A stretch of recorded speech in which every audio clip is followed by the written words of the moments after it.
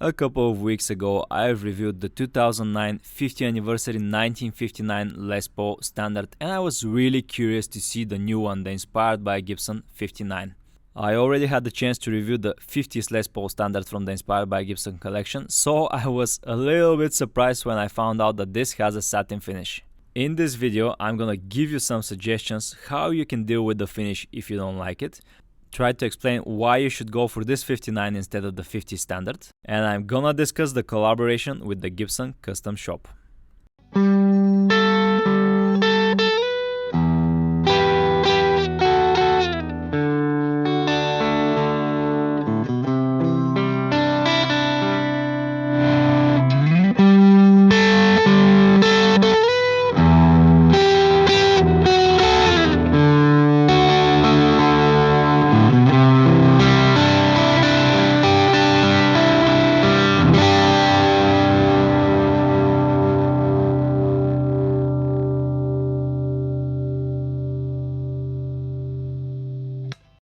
Here we are once again in the Epiphone official website, and I like to do that to show you what they are doing right now. Limited time special pricing on the entire Slash collection. Something in the line of $200 off for every model. So thanks Epiphone, pretty much a middle finger to the shops that bought these at the full price and they have to discount them now. Nice, with the inflation and everything. Anyway, original Les Paul, I've already reviewed a lot of guitars here. The Vino, the Prophecy Contrail, the Les Paul Custom both in Alpine White and Ebony. I did the 50s standard and I really wanna do the 60s, and I'm gonna eventually when I get my hands on one. For now, let's concentrate on the 59 standard in the aged dark burst color. Here's the listing for it. 1959 Les Paul Standard comes in two colors, Aged Dark Cherry Burst and the one that I'm gonna show you today, Aged Dark Burst. It costs nearly $900 and is the first collaboration between Epiphone and the Gibson Custom Shop. I'm gonna explain what that means later in the video. The main thing that you should know for now is that Epiphone claims this is the closest representation of the 1959 that they have ever gotten to. The good thing is, I've already reviewed the 50th anniversary Epiphone Les Paul Standard 1959, the current inspired by a Gibson Les Paul Standard 50s in metallic gold, and a custom shop Gibson 1959 reissue Les Paul Standard with the true historic specs. So I have a pretty good idea of what the 59 should feel, sound and play like, at least according to the Gibson Custom Shop reissue. You can already see my biggest concern compared to the Gibson Custom Shop 59 reissue, that aged dark burst finish on the Epiphone. But more on that in a minute. The current 59 has the Gibson BurstBucker pickups, it has the CTS pots, the Mallory 150 capacitors, it has the Switchcraft 3-way switch and the output jack by Switchcraft, so it has a lot going for it. The closest representation of the 59 standard that Epiphone has ever gotten to. These are bold words, and what exactly does it mean that they've collaborated with the Gibson Custom Shop? My educated guess is that the Gibson Custom Shop in Nashville sent a 59 standard reissue to the Chinese factory for Epiphone to spec their guitar after. I'm guessing that there has been some back and forward communication. Qingdao China probably sent back a couple of prototypes for the Gibson Custom Shop to approve, but that's it. These guitars have never seen the Gibson Custom Shop, and they shouldn't for that price. I don't think these are as limited as the 50th anniversary 2009 Epiphone Les Paul Standard 59 that I reviewed. There are a lot of these guitars, imagine if they have to go to the custom shop. So is this 59 the most historically accurate Les Paul Standard tribute ever? Well, I think they got the sound right. The BurstBuckers sound pretty creamy and nice, and compared to the reissue 59, they're pretty close. The weight and the neck profile are a little bit different than the 59 reissue that I've reviewed. I'm gonna show you the differences in the dimensions a little bit later in the video, so check them out. I think Epiphone got close enough to the 59 reissue, given the limitations of price, materials, craftsmanship and labor. For $900 you get a hardshell case, you got the CTS pots, you got the Mallory capacitors, you have the Gibson BurstBuckers, you have a nice AAA maple top. So I think the 59 standard, the current one, the inspired by Gibson collection one, is a good deal.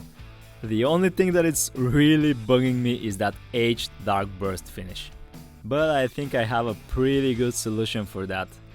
Do you know what happens to satin when it gets polished or in contact with your hands and skin? It gets glossy. Here are some good examples from the Epiphone Guitar Fan Club in Facebook. And I gotta admit, these really look awesome, and I would do it myself if I ever buy a 59 Epiphone. Of course, Epiphone doesn't tell you you can do it yourself, but I think they're assuming that people can do it. I can't help but to wonder what will happen if somebody buffed the 59 to a shine and then apply a thin coat of nitro on top of that. So anyway, if you're in the market for a 59 and the Age Dark Burst finish is throwing you off, here's a solution for you. But you gotta be a sort of a do-it-yourself person or give it to a guitar tech. Just be careful doing it. Here we go with the specs. We got a multiple piece mahogany body, multiple piece hard maple top, and a 2-piece flame maple veneer. Then we got a multiple piece mahogany neck with a long neck tenon joint, Indian laurel fingerboard 22 medium jumbo frets, a new bone nut by Graphtec, Kalamazoo headstock, Epiphone Vintage Deluxe tulip tuners, a set of BurstBuckers 2 and 3 by Gibson, Epiphone lock tone bridge and a tailpiece, and Epiphone claims that this is the ABR1. Gold top hats, CTS pots underneath them. And the spec that surprised me the most, it is this satin finish, you can clearly see it. As promised in the official specs, here's that long neck tenon neck joint, and it's centered like this, pretty cool. Here's the routing for the 3-way switch and the cables of the pickup. The bridge pickup cavity has the QR sticker, which is a bit different for this model.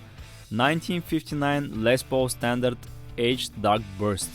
Made in June of 2020 in the Qingdao Chinese factory. Here's a good look at that thick plain maple top. I think it's at least 3 pieces, and on top of that we have the 2-piece figure maple veneer. Here's another look from a different angle. Here's a better look at that lines separating the plain maple top. That's why I told you I'm guessing at least 3 pieces for the plain top and 2 pieces for the flame veneer.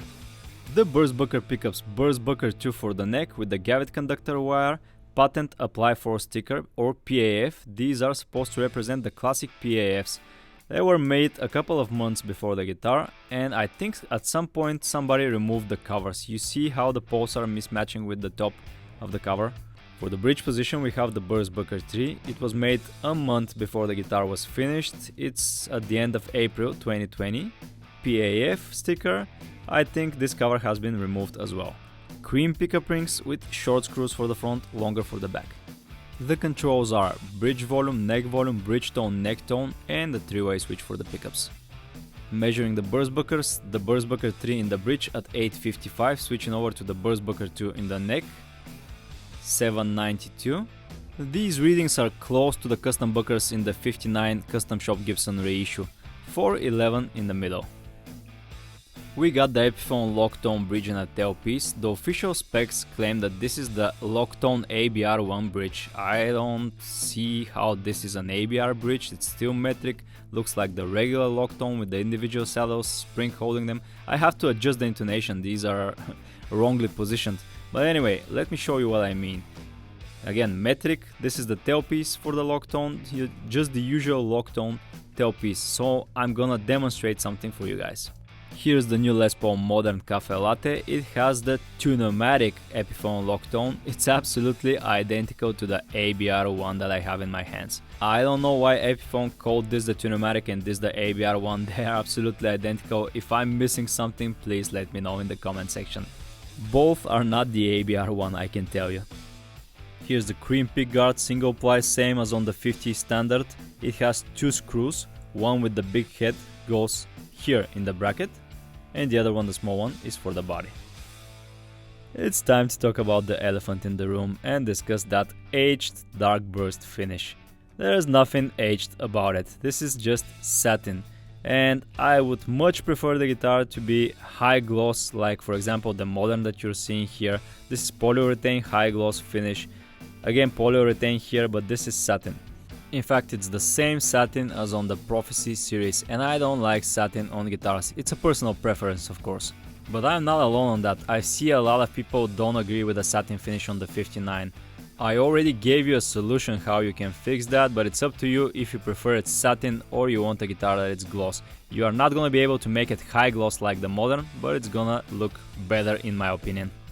Same goes for the back, satin finish, although for some people this might be an advantage because a lot of people seem to prefer the satin or more natural feel of the neck because their fingers tend to stick to the high gloss finish.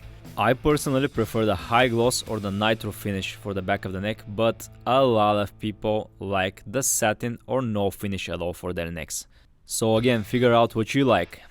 Anyway, we have the dark aged burst, I'm calling this satin, and we have a single ply cream binding for the top. I have noticed that it's a bit inconsistent in some places, for example here. It's not a big deal, but you can see it. I don't think people are gonna care when they're playing the guitar. I like how the gold top hats with the dial pointers and the cream poker chip fit the binding. The Switchcraft 3-way switch is a bit faulty like on the 2009 59 anniversary that I reviewed. Anyway, cream binding for the neck, black side dots, Indian laurel fingerboard on the mahogany multiple piece neck. Even though this Indian laurel is a bit porous here around the 12th fret, I think it's a good substitute for rosewood. However, I'm not entirely happy with the frets, they do scratch and overhang a little bit. Nothing that a proper guitar tech couldn't fix, but still. What I also like to do is check the consistency of these pearloid trapezoid inlays. Some of them are better than others, but overall I give it a pass. This one is a bit plain, but it's okay. The new bone nut is not exactly flush with the binding, but seems okay position, so I give it a pass. Then we have the Kalamazoo headstock with the satin veneer, and the screw holes for the truss rod are a bit off, but anyway.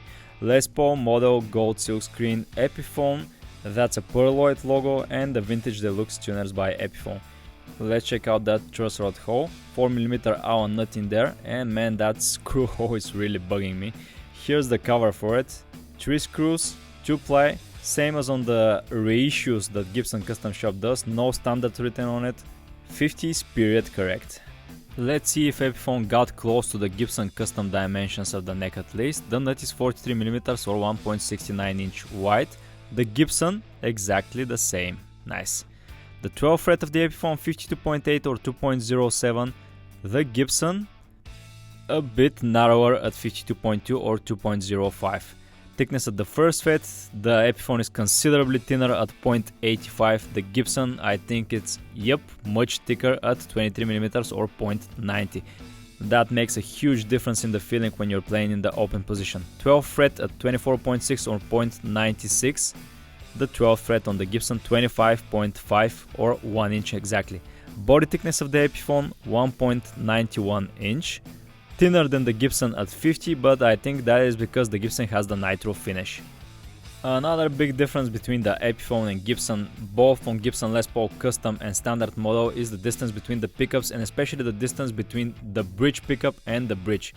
The distance between the bridge and the bridge pickup on the Epiphone is much greater than that on the Gibson Custom Shop 59 reissue. Combine that with the fact that this is not an actual ABR1 bridge and you get a total different feeling when playing both guitars. At least the radius is exactly the same on both guitars, 12 inches or 305mm, and the scale length is 24.75 inches. I think Epiphone did a good job trying to replicate the 59 neck. You can see it here in the 59 reissue from the Gibson Custom Shop. They're pretty close, but again remember, the neck is considerably thinner around the first fret here on the Epiphone, making it feel totally different. The back of the guitar, an obvious difference between the Epiphone 2 pieces versus 1 piece for the Gibson Custom Shop. As I mentioned, here we have the satin polyurethane finish, the Gibson has the nitro cellulose. That makes a huge difference in the feeling between two guitars. Here's the compartment for the 3-way switch, and again the Switchcraft is bent. The same thing happened to the switch in the 2009 50 anniversary standard that I reviewed. I think it has something to do with the way the switch is mounted to the top. It's not the same way as they do on the Gibson. The nut is different. So when you're aggressively switching to the neck, these long switches get bent like this. Get bent. Here's the electronics compartment, 50s wiring inspired by Gibson Electronics, the CTS 500K pots and the Mallory 150 capacitors. Here ground wire, Gavit conductor wires for the pickups. Here's a better look at that electronics compartment all the way to the maple top where the pots are mounted to. Here's the routing for the 3-way switch down there and the routing for the cables of the 3-way switch and the pickups. A couple of interesting things about the covers. 1959 Les Paul Standard outfit in collaboration with the Gibson Custom Shop. Epiphone is proud to present their most historically accurate 59 Les Paul Standard tribute ever. This model features Gibson BurstBucker 2 and 3 pickups, CTS potentiometers and switchcraft, toggle and jack, a vintage style case and more. Is it their most historically accurate 59 though compared to the 2009 I reviewed? Yeah, maybe, only the finish is throwing me off, as I already told you. It's important to know that this is the first collaboration between Epiphone and the Gibson Custom Shop though. As I already mentioned, I think what happened is that the Gibson Custom Shop sent over to China, Qingdao, a 1959 reissue of the Standard that they did. This way, the Chinese workers could check it out in person instead of working only by specs and measurements. Obviously they couldn't do the electronics and the finish absolutely correctly, and they couldn't use the same materials, but I think Epiphone got as close as they could for the money. An interesting fact is that Epiphone predates Gibson by almost 30 years. Gibson was founded in 1902. They acquired Epiphone somewhere in the 1960s. So Epiphone are celebrating their heritage with this medallion. It's not the same brand as on the Gibson, the logos ones that they have, but it's pretty cool and I actually love it. Switchcraft jack with a cream plate, original strap button here and one over here. The back of the neck is finished in satin. We have a multiple piece mahogany neck, which is typical for Epiphone, one piece from here to here, and a glued on neck heel that you can see the line separating between the two pieces. The headstock is glued to the neck via a scarf neck joint that you can see here under the QC inspection sticker. Handcrafted in China sticker as well, don't throw it in the trash can. And we have the serial number 2006, made in June of 2020. 15 is the code for Qingdao, China. Here's the back of the Epiphone Vintage Deluxe tuners. I'm gonna do a proper setup and intonation with 1046 regular slinkies by Ernie Ball. I'm gonna set the truss rod, adjust the pickup height, adjust the intonation on the bridge. You can see the saddles are everywhere basically, so I'm gonna do a proper setup for this guitar. The 59 has this pretty cool Epiphone brown case that looks like the Custom Shop ones, Epiphone logo in silver, and those latches are brushed nickel. They look pretty cool, like vintage ones.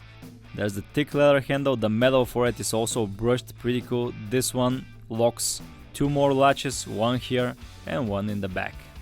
Open it up to reveal that really bright pink lining. That's really pink.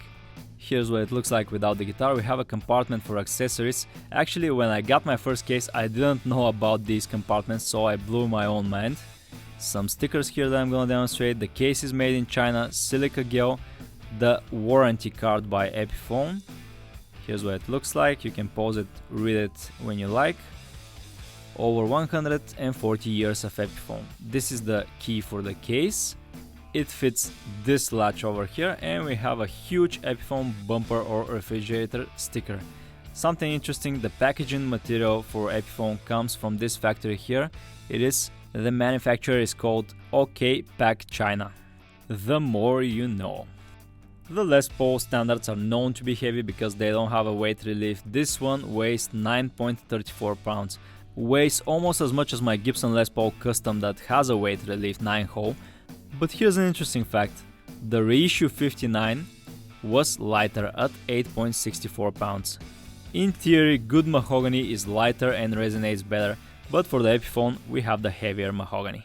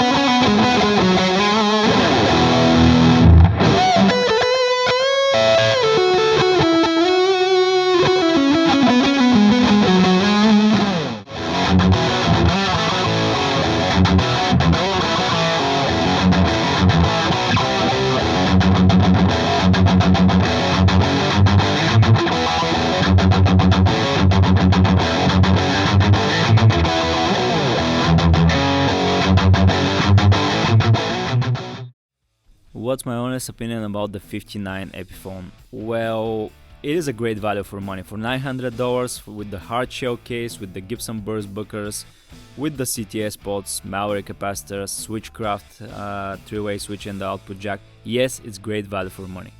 Would I buy the regular 50 standard which costs $250 less than the 59? The answer is yes, but only if I want that metallic gold color.